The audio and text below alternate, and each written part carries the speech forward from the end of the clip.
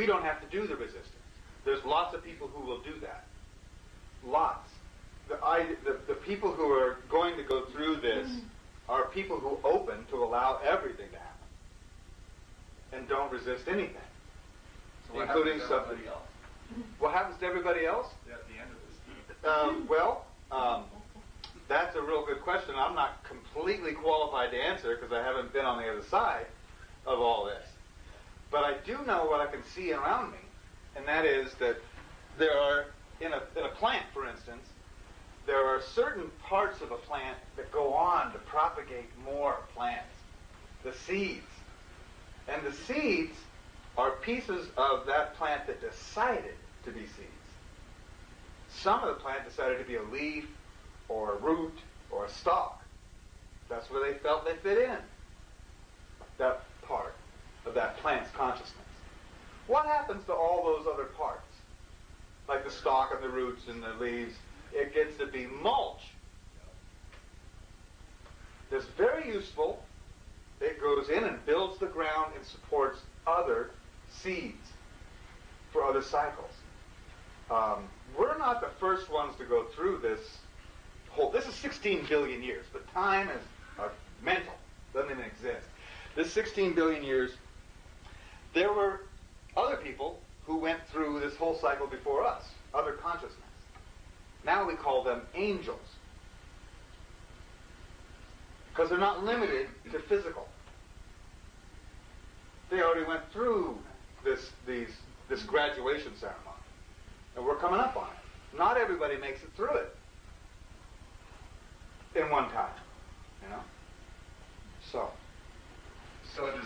is the difference between becoming cosmic manure, so to speak, and actually ascending to the next level, is the difference contained in the retention of a sense of self, a sense of awareness? Because when your energy is recombined into the energy of the universe, then your existence just becomes a memory of the collective consciousness. But if you ascend beyond that, do you maintain your individuality within the creative? I'm not qualified to answer your question. I would hope so, but so that's the difference. Yeah. How much can you allow? Because what it comes down to is how much can you allow in your own experience, of your experience. How much can you allow yourself to create your own experience? Allow, allow, allow, allow.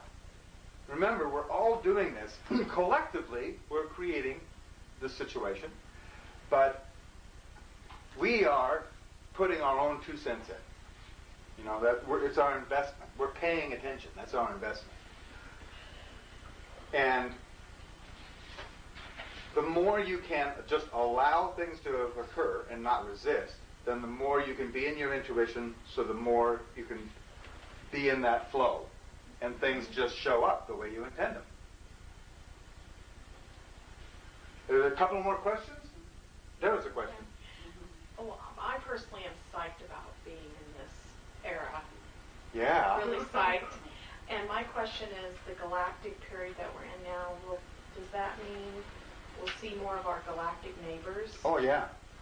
By the time we get all the way over here, we'll have a consciousness that spans this entire galaxy. Since that's a year, this year. Well, no, this is 2010. Oh. This actually begins in 2010. Then this cycle starts February 10th, 2011, and runs for 260 days. So we have to wait that long. Do you think you're waiting? Yes, sir. On what she's saying there, but perhaps it would be good to talk about June 1st. Yeah. Well, June 1st is, remember this demonstration they did earlier? What year? This year. Here's all the power sitting there. Here comes the consciousness of ethics, and it is looming, don't you think? Yeah. Looming over power. They're going, They're not ready to turn around yet. Meanwhile, we have. We can see it. But they can't. But this is June 1st. Boom. June 1st is the absolute middle point of this whole cycle. And it comes down, just like a 2x4, this boom.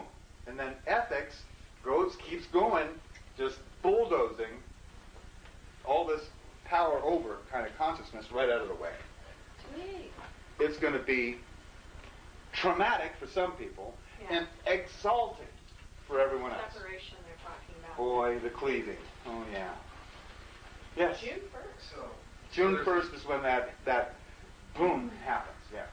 There's people that hold to the whole conspiracy theories, New World Order, all this kind of stuff, and I think what I'm seeing happening is that as people become more and more aware of it, it's harder and harder for the people that are trying to pull it off. Yes. So is that the ethics is going to crush that whole Certainly thing? will. These guys have diabolical plans. I'll just tell you right out, they want 80% of you dead. Right. 80% is the plan. Well, chemtrails. Chemtrails, soy, aspartame, fluoride, just Coca-Cola with and all that. They got a plot and a plan. They want to get rid of 80% of the people. On the other hand, creation has a much grander plan and no big disasters in mind. So these guys have a problem. They got all these plans. Here I am.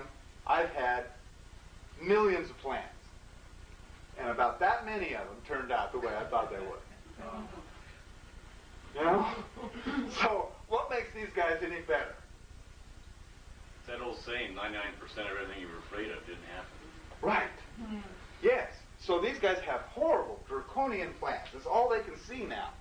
They got to cover their tracks, you understand? They got to get rid of anybody who would consider them out of line. So they're just racing away and don't care if they get caught with all the stuff they're doing. They don't even care. Actually, they kind of want to get caught because that will make people more angry and willing to kill each other.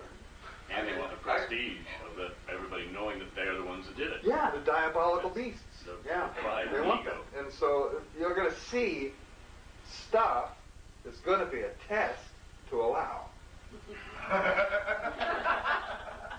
Really are.